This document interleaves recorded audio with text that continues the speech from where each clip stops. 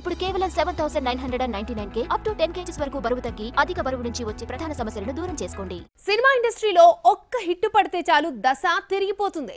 కానీ ఆ హీరోయిన్ విషయంలో నిజం కాలేదు. అదిరిపోయే హిట్ వచ్చినా మరో క్రేజీ ఆఫర్ అయితే దక్కలేదు. ఛాన్స్ కోసం వెయిట్ చేసి ఫేడ్ అవుట్ అయిన ఆ హీరోయిన్ ఎవరో చూద్దాం.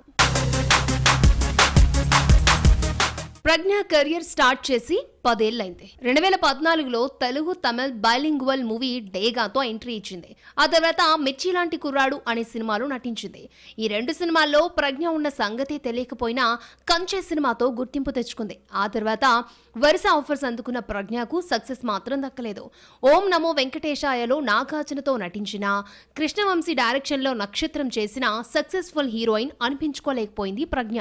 అఖండ హిట్ కావడంతో ఇంకేముంది ఛాన్సులు వెల్లువలా వస్తాయి అనుకుంటే మోహన్ బాబు సన్ ఆఫ్ ఇండియాలో నటించే ఆఫర్ వచ్చినా సినిమా డిజాస్టర్ అయింది. ప్రజ్ఞను దురదృష్టం వెంటాడుతూనే ఉంది. Hindi cinema Antim the final truth లో సల్మాన్ హీరోయిన్ గా ప్రజ్ఞనే ఎంపికైంది. ప్రజ్ఞా జైస్వాల్ సల్మాన్ పై ఓ రొమాంటిక్ సాంగ్ కూడా షూట్ చేశారు. కానీ ఉన్నట్లుండి ఆ సినిమా నుంచి ప్రజ్ఞని తప్పించి వేరే హీరోయిన్ ని పెట్టుకున్నారు. అలా ప్రజ్ఞకు బాలీవుడ్ లోనూ భంగపాటు తప్పలేదు. ప్రస్తుతం హిందీలో ఖేల్ ఖేల్ మే మూవీ చేస్తోంది. గ్లామర్ బ్యూటీస్ కి హిట్ తో సంబంధం ఉండదు. అయితే ప్రజ్ఞ మాత్రం వెనకాల హిట్ ఉన్న ఫేడ్ అవుట్ అయింది.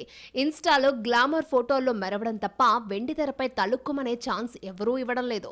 జయజానకి నాయిక అఖండతో 2 ఆఫర్స్ ఇచ్చిన బోయపాటి అఖండ 2లో ఛాన్స్ ఇచ్చి ఆదుకుంటాడేమో మరి చూడాలి.